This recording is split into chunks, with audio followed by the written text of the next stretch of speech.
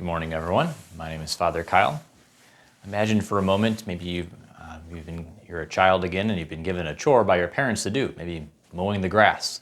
Now imagine one scenario in which your parents say, all right, I want you to mow the whole yard and do it by yourself and have it done by this time. And you'd say, okay, can I use the lawnmower? And they say, no, find your own lawnmower. Oh, can I have some help? No, you got to do that yourself. Or compare that situation maybe where, okay, you need to mow the lawn, but I'm going to help you. I'll trim around the edges for you. I'll have your sister, she'll come around with the weed whacker, and we'll get it all done together. How much nicer is it when we have some help, when the burdens placed upon us are not only ours to carry? And today in the gospel, Jesus reminds us that we need to practice what we preach.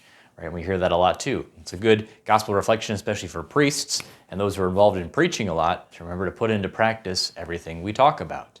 And Jesus uses some examples of these scribes and Pharisees that are kind of all about show, but aren't really putting into practice their own words. And one of the most convicting lines, I think, there, he says, is they tie up heavy burdens and place them upon the shoulders of others, but they do not lift a finger to help them. So whether that's with chores or anything else in our life too, maybe for us to think, what sort of burdens do we tie up and place upon others?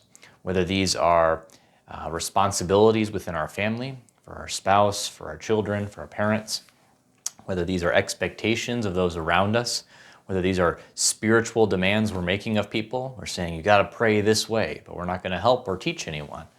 What are these demands and expectations that we place upon others? A good reminder for us today, brothers and sisters, that if we're going to have good expectations for other people or place a burden upon them, that we better be willing to help them carry that. We better help them, be willing to be there with them, to share the load, to teach them, to guide them through. We can't just have demands and expectations of people without being willing ourselves to guide them as well.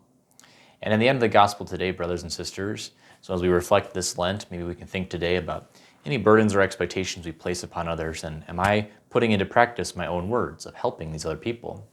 Jesus reminds us at the end of the gospel today, the greatest among you will be the least, the greatest among you must be your servant, and whoever humbles himself will be exalted, whoever exalts himself will be humbled.